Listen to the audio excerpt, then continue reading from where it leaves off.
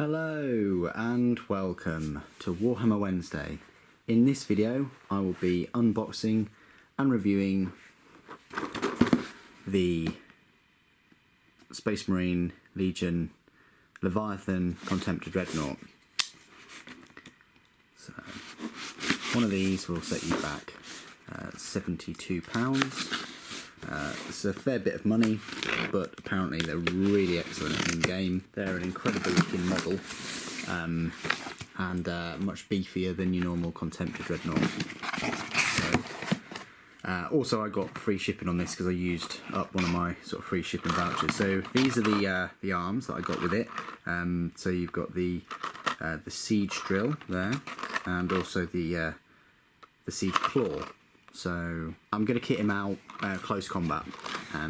What I want to do, my plan is to have him in a drop pod and have him sort of screech down and all the rest of it. And then this is the model itself.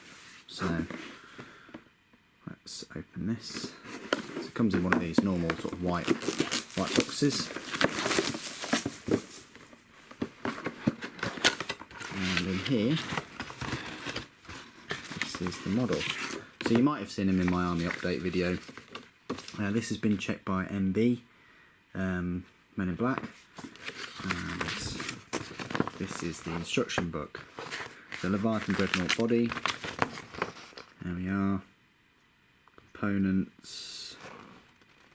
Look like a main sort of carapace, some engine stacks, and then the legs just look like they're going to be quite straightforward to build. Unlike the Custodian Dreadnought, which is a bit tricky, this looks very straightforward, quite quick to build. So there you go, that's the instruction book, and that's what it will look like. There's your base, and then these are the parts. So let's get a bag of parts, very straightforward.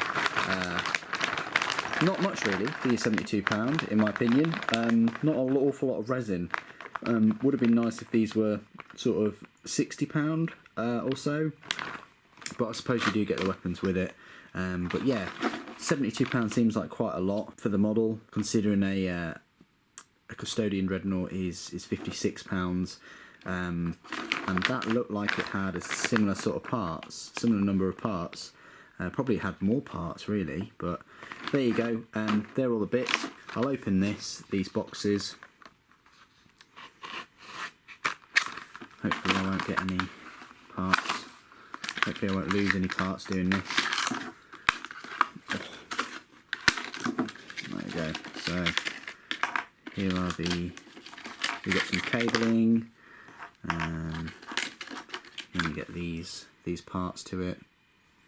So very nice. Sort of reminiscent of the drill, any sort of drill claws that you see.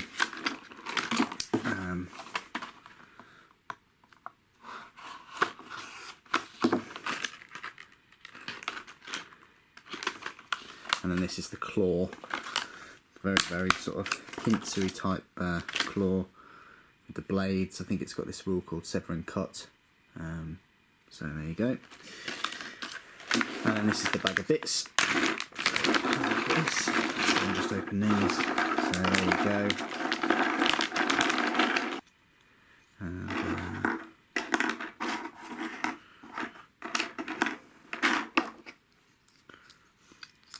so that will just sort of go on like so.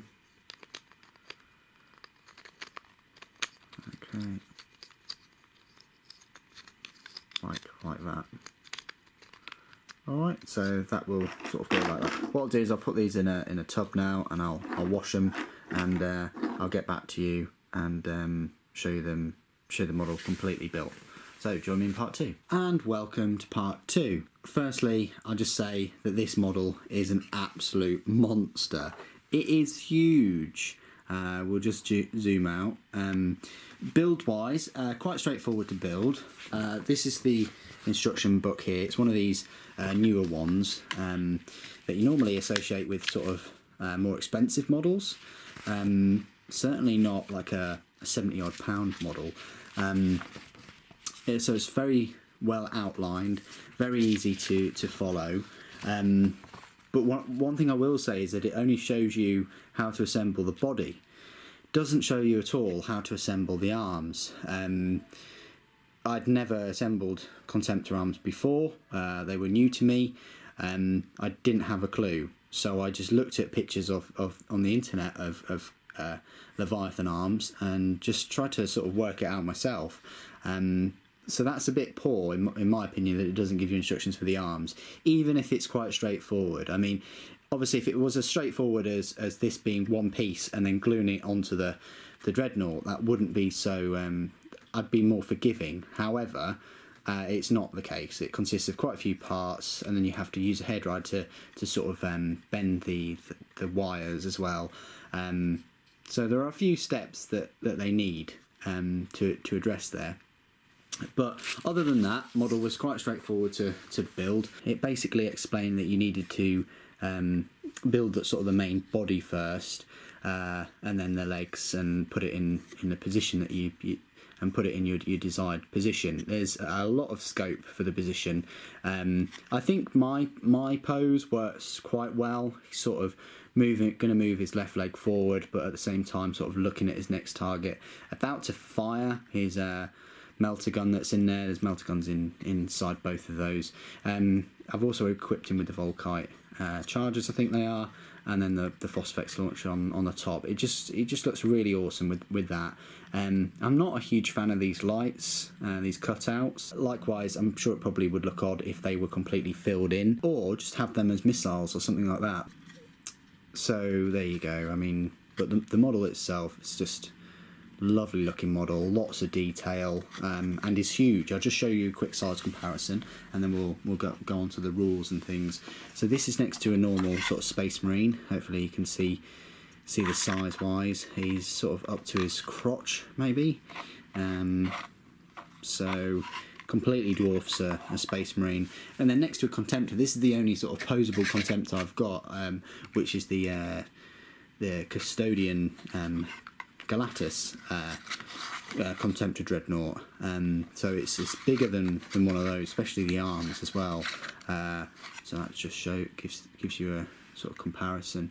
And the Galatus isn't really a small Contemptor by any means. So there you go. It just goes to show this one of these Leviathans are truly massive. And rules wise, I always hear people say that you drop them in one of those drop pods first turn or whatever, and they just eat tanks. Hence why I've equipped it with this sort of loadout. I'm not a huge fan of magnetising anyway, so that's why I've gone this route. And also I might get one or two more in the future. So one of these models will set you back £72 with the two arms, and I think that's sort of justified. A normal Contemptor is about £54, £56, something like that. So for an extra sort of £15-16, you're getting a much larger sort of Dreadnought. So what I'll do now is I'll just talk to you a little bit about the rules for this model. You can find his rules in the Horus Heresy Legion Astartes Age of Darkness army list. The reason why mine's black and not red is just because it's limited edition, but you can get the red book. It's got the same content in. It's not for 40k. There are 40k rules for it. I think the only difference is you can't really take the Grav Flux Bombard, but the rules are free on Forge World's website for 40k, and no doubt in the next Imperial Armour book there'll probably be some 40k relic rules or something like that. But the rules for the Leviathan, so it's got weapon skill, ballistic skill both 5, so same as your normal Contemptor Dreadnought. Its strength is 8, so it's 1 more. Its front armour is 13, but it actually has better side armour of 13 and a rear armour of 12. So this thing is packing better armour than a Predator, which I believe is 13, 11, 10. So it's more armoured than a battle tank. Its initiative is 4, and it has 4 attacks and 4 hull points. Whereas obviously normal Contemptor has 3, and that one would only have 3 hull points too. You can take them in a unit of 1 to 3. They count as heavy support, unlike the normal Contemptors, which are in the elite section. Its default war gear are 2 Leviathan Siege Claws with an inbuilt melter gun, 2 torso-mounted heavy flamers, smoke launcher, searchlight, frag grenades, and extra armour. The special rules: it's got reinforced atomantic shielding, crushing charge, dreadnought talent, and move through cover. It can take a dedicated transport in the form of a dreadnought drop pod or a Charybdis assault claw, and you can't put it in any other drop pods, just those two. You can change its heavy flamers for twin link Volkite calivers. So sorry about that earlier, I think I called them chargers, but they're calivers.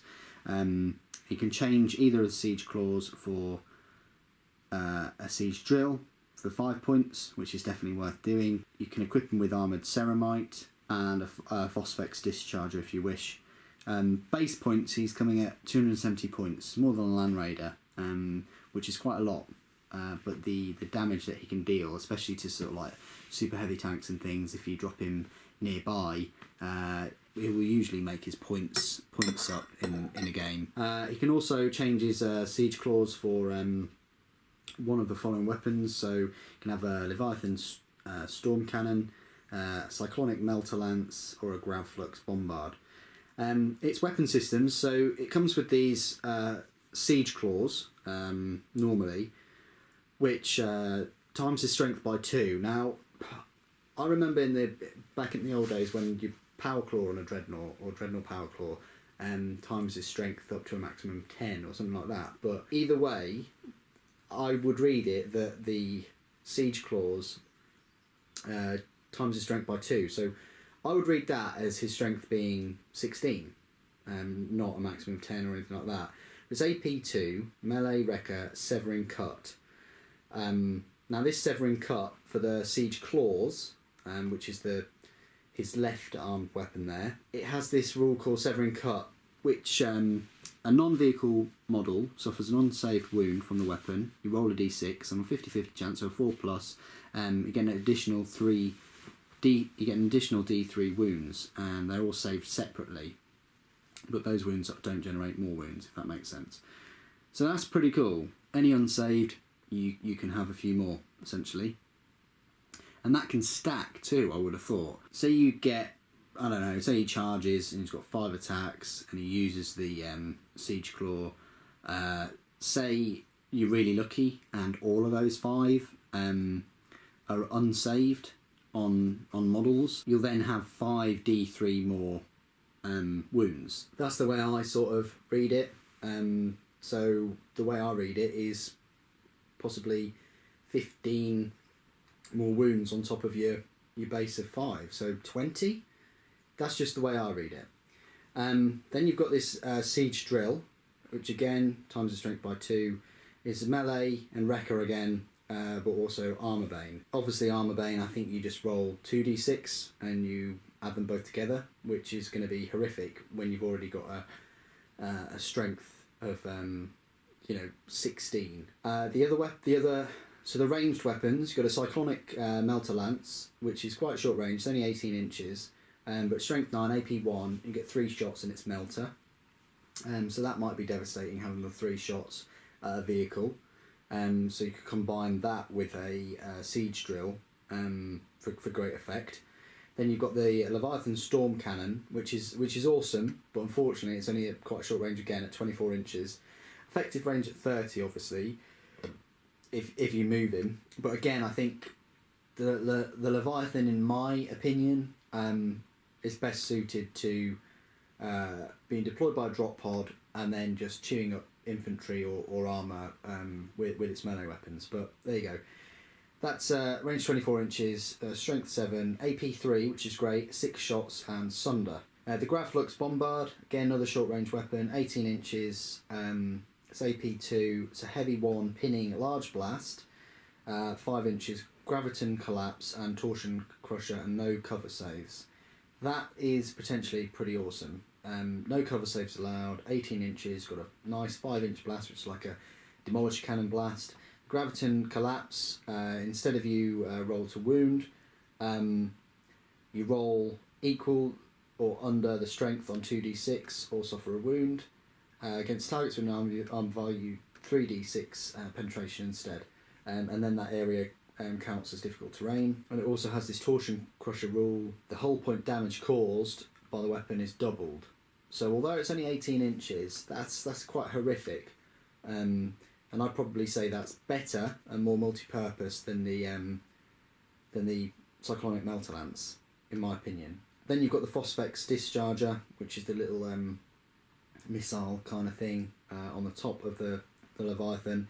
That's 6 to 18 inches, strength 5, but it's AP 2.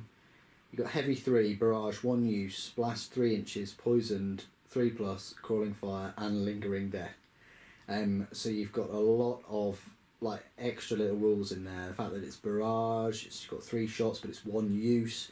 Each one of those missiles is a little 3-inch blast, and it's poison on the 3+. That can be quite horrific too. But again, it's between 6 inches and 18 inches. I would have thought that he'd have to just fire at one unit, one target, because he's not Lord of War or super heavy or anything like that. So he might be limited in the use of those long range weapons.